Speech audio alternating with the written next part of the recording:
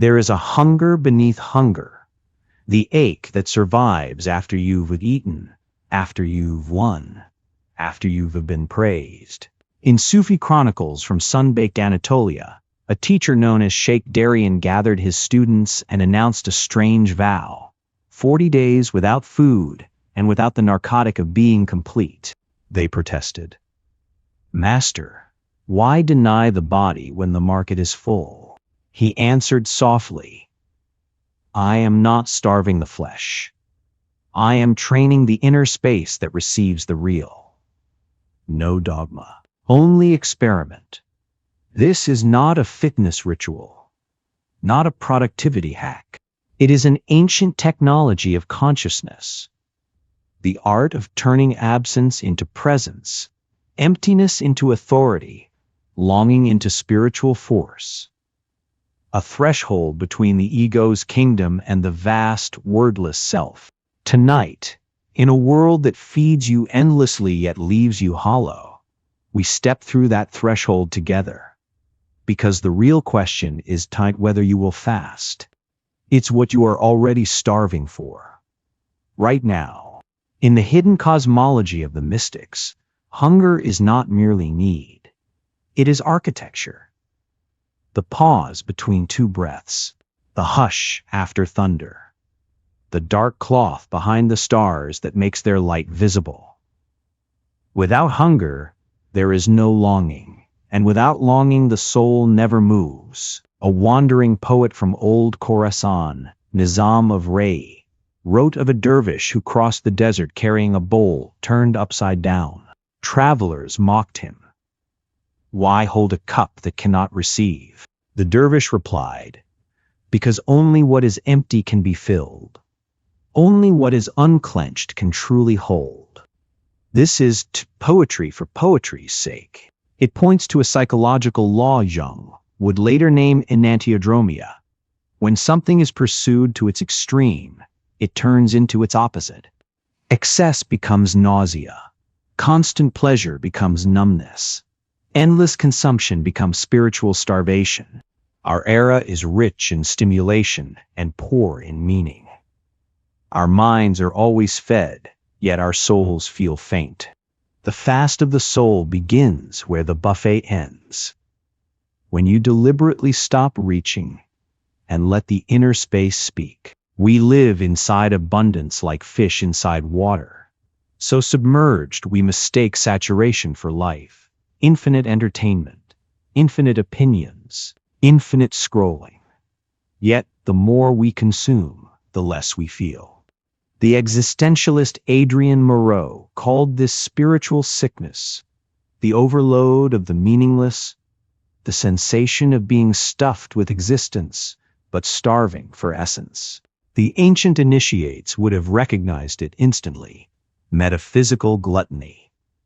The fast of the soul is the antidote, not because the world is evil, but because the world is loud, and something within you can only be heard when the noise dies.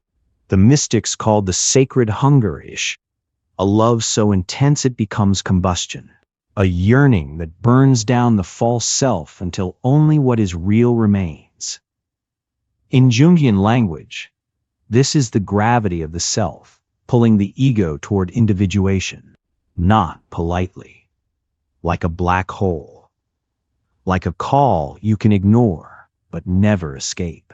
To fast spiritually is to create space, not emptiness as lack, but emptiness as capacity.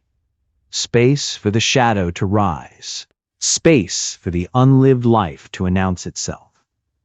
Space for the psyche to reveal what it has been whispering beneath your compulsions. You are not being deprived. You are being unveiled. A Persian sage known as Imam Saruwan described what he called the veils. Not obstacles outside you, but filters inside you. Invisible lenses that distort hunger into craving, longing into addiction, desire into self-betrayal. If you want to understand the fast of the soul, you must first recognize the three great veils that keep the modern mind in constant unconscious consumption. The first veil is sensation. There is a story of the mystic Azran of Bast, approached by a young man shaking with restless desire. "Master," he said, "I eat and remain hungry. I drink and remain thirsty. I chase pleasure and find only pain." Azran looked at him and replied, "You are feeding on images. You are drinking mirages. You cannot be satisfied because you are not consuming what is real."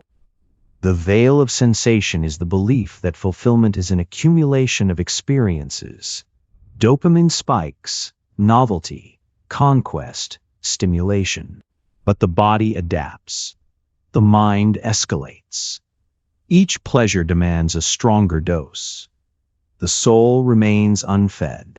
The fast begins when you withdraw attention from the bait, not as punishment, but as recognition. No external sensation can permanently manufacture inner peace. Modern neuroscience confirms what the initiates already knew. The pleasure loop has no finish line. The brain habituates, resets, demands more. What began as enjoyment becomes maintenance. What felt like freedom becomes dependency. That is why the mystics did not condemn pleasure. They simply refused to crown it as king. The fast of the soul starts with a subtle rebellion. You stop treating craving as a command. You do not fight desire. You observe it. You let it rise like weather, and you don't build your house inside the storm. When you do this, something startling happens. You notice how much of your life is spent reacting. You are not choosing. Your appetites are choosing for you. The phone buzzes, you reach. A thought stings, you distract. A silence appears, you fill it. And yet the silence was the doorway. The emptiness was the medicine. So the first purification is simple. Fast from automatic gratification. Pause before the scroll. Wait before the reply. Sit before the snack. Let the nervous system learn a forgotten truth. Discomfort is not danger. Craving is not prophecy. You can endure the heat of wanting without obeying it. And in that heat, the soul begins to wake up. The second veil is identity. An old teaching tells of a scholar named Marwan who boarded a small boat with a fisherman. Proud of his learning, Marwan asked, "Have you studied rhetoric and philosophy?" The fisherman said no. Marwan smirked. "Then half your life is wasted." Hours later, a storm split the water, and the boat began to sink. The fisherman shouted over the wind, "Have you learned to swim?" Marwan froze. "No." The fisherman answered, "Then all your life is wasted." This veil is the prison of the persona, the mask Jung described, the carefully constructed me, designed to be safe, impressive, and understood. We feed it with titles, aesthetics, achievements, relationships, reputations. Even spirituality becomes identity. I am awakened. I am disciplined. I am different. We may fast from food, yet gorge on validation. The fast of the soul demands something more frightening than abstaining from pleasure. It asks for the death of the false self. The mystics called it fana, dissolution. The alchemists called it nigredo, the blackening, when forms decompose so something truer can be born. To fast from identity is to face the question, who am I when I am no one? What remains when the mask has nothing left to prove? Most people never meet themselves because they are too busy maintaining a character. The persona becomes armor, and armor becomes a cage. Jung warned that what you refuse to face in yourself does not vanish. It returns as fate. So when you cling to identity, life begins to corner you. Relationships fracture. Careers collapse. Meaning evaporates. not as punishment, but as pressure toward truth. The spiritual fast is not self-hatred. It is self-unmasking. It is the choice to stop outsourcing your worth to roles. You practice being undefined, not empty in a depressive way. Empty like the sky is empty, spacious enough to hold weather without becoming the storm. This is why ancient contemplatives withdrew into deserts and mountains. Not because nature is holy, but because the ego has fewer mirrors there. No applause, no audience, no profile to manage. When the world stops reflecting your image back to you, you begin to see what is behind the image. And here is the paradox. The moment you loosen identity, you don't become smaller. You become vast. You realize the self you defended was never stable anyway. It was a story held together by effort. When that effort stops, something deeper stands up inside you. Not a persona, a presence. The third veil is time. A poet from Shiraz, Sahir al-Layl, once wrote that your own being carries an astonishing light, but you cannot see it because you are trapped in a corridor of before and after. The mind feeds on regrets like stale bread. It drinks futures like poison wine. And meanwhile, the only place the soul can actually eat is here. Even the old Stoic emperor mystics understood this, not as motivational advice, but as metaphysical precision. The past and future may exist as ideas, but they don't exist where your consciousness lives. The psyche is nourished only in the present, because the present is the only point where reality touches you. This is why the Gnostic reading of Jesus is so unsettling. He does not preach salvation as a distant reward. He points to an inner kingdom that is immediate, hidden, not postponed. The fast of the soul, then, is ultimately a fast from the trance of time. You withdraw energy from phantom narratives and return it to living presence. And when you do, hunger changes. It stops being a lack to patch and becomes a clearing to inhabit. Now we speak in the language of the alchemists, because they never saw transformation as linear. They saw it as a descent, backward into the raw substance of the psyche, the prima materia, the original chaos from which gold is born. An occult physician known as Valerius of Basel wrote, "Whoever would master the work must first become as nothing." Not because nothingness is the goal, but because everything false must burn away before the real can appear. This is the central secret of the fast of the soul. Before the base metal of ego can become spiritual gold, it must be reduced to ash. In mystical cosmology, this death is not the end. It is the threshold. The annihilation of illusion becomes the birth of true subsistence. After the collapse of the small self, something greater begins to live through you.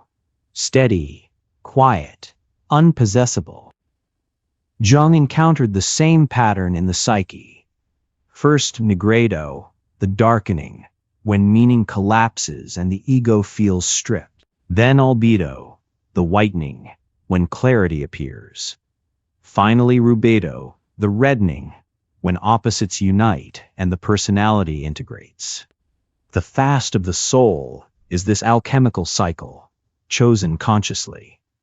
Not misery, preparation. There is a tale of a seeker who asked his teacher, "How long must I fast until I awaken?" The teacher answered, "Until you no longer ask." The seeker tried for months, measuring progress like a merchant weighing coins. Nothing changed. Frustration grew. Then one night he stopped performing the fast. He stopped hunting results. He sat in his emptiness without hope, without bargaining, without even the desire for illumination. And in that moment the fast ended. Not because he ate, but because he understood. Though he received nothing, he was filled. Because the hunger was no longer a complaint.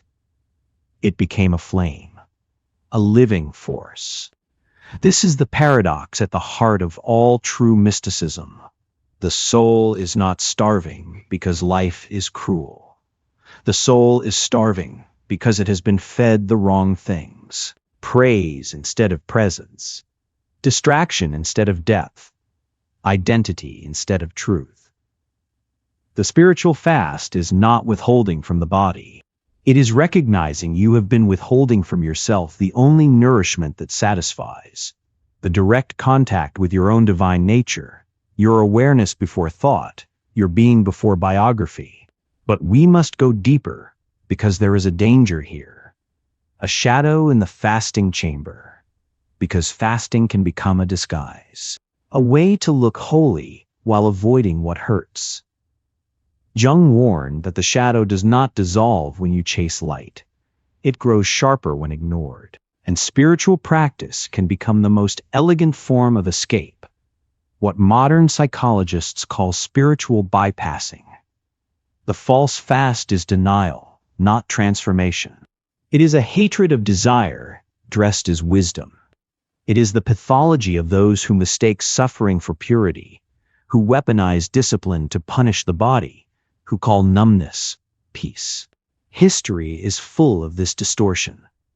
Mystics who starved themselves believing they were ascending when they were actually enacting slow self-destruction.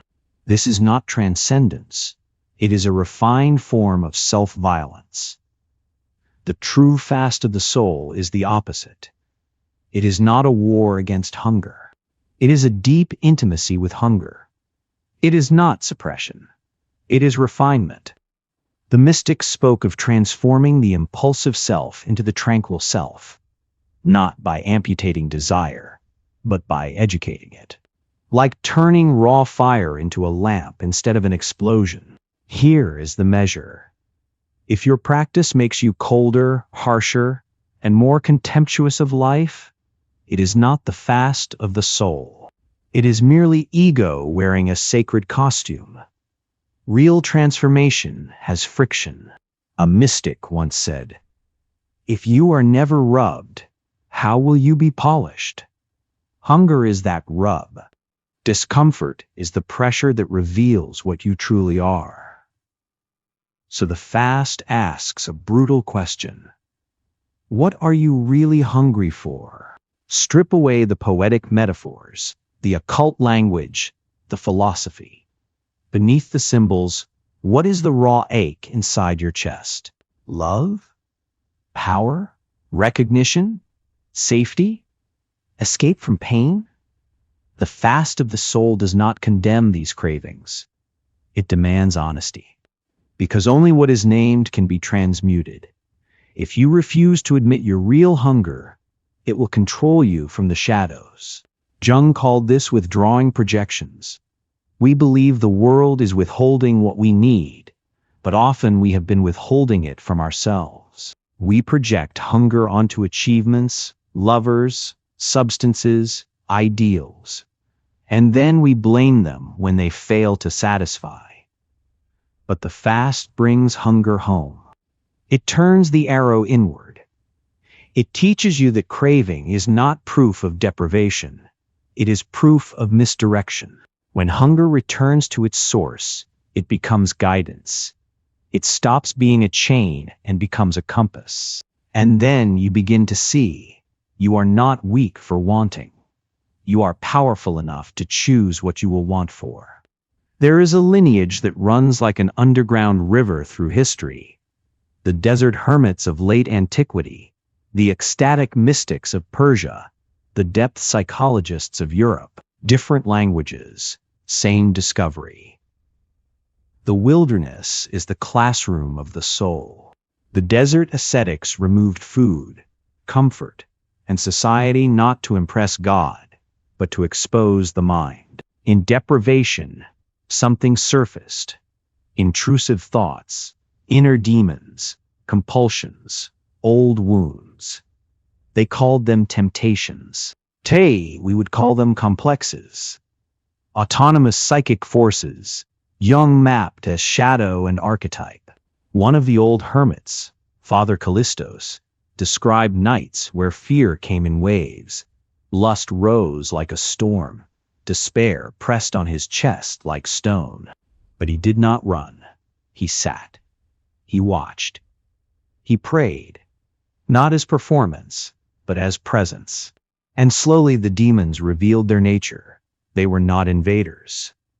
They were exiled parts of himself demanding integration. This is fasting at its most naked, removing your coping mechanisms until you meet the raw material of your own consciousness.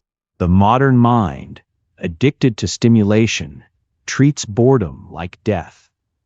5 minutes of silence feels unbearable. But what if silence is not punishment? What if it is initiation? What if your discomfort is not the enemy, but the doorway? To practice the fast of the soul in modern life is to create small deserts inside a world designed to keep you full. Fast from your phone for a day. Fast from being right for a week. Fast from explaining yourself. Fast from the constant need to be seen. Then watch what rises. When the noise goes quiet, the psyche speaks. You notice how quickly you reach for anesthesia, information, entertainment, productivity, sugar, lust, arguments. And you realize these aren't pleasures. They are shields. They keep you from the ache you refuse to feel. This is where the Gnostic thread becomes useful. Salvation is not an external rescue. It is recognition. The kingdom is not built later. It is unveiled now. The fast becomes a method of unveiling, not by forcing enlightenment, but by removing what blocks perception. And paradoxically, the hunger does not vanish. It becomes beautiful. It becomes sacred. The mystics spoke of a wine that does not intoxicate but awakens, awareness itself. When the vessel is emptied of compulsions, that awareness moves through you like breath through a flute. So you don't fast because life is sinful. You fast because you have filled yourself with so much noise that you can no longer hear the music. There is an old story of a ruler who heard a mystic possessed the wine of eternal bliss. The ruler sent guards to seize it. The mystic laughed. What you seek cannot be stolen. It is not inside a vessel. It is the space between words, the silence between thoughts, the hunger that refuses cheap satisfaction. This is the final inversion. The fast of the soul does not end hunger. It reveals what hunger truly is. Not a flaw to fix, but a holy pressure that forces you toward what is real. The longing is communion. The emptiness is fullness. The ache is the rope that pulls you home. So here is the practice, stripped of mystique. Fast from certainty. Fast from identity. Fast from comfort. Fast from consumption. Fast from the future. Not as commandments, but as invitations. Each small abstinence scrapes residue from the flute. Each refusal of the ego's demand makes room for the deeper self, because you are not fasting to become someone else. You are fasting to remember what you have always been. The alchemists called it the stone. The mystics called it the beloved. Jung called it the self. But they all pointed to the same secret. You are what you seek. So the fast begins now.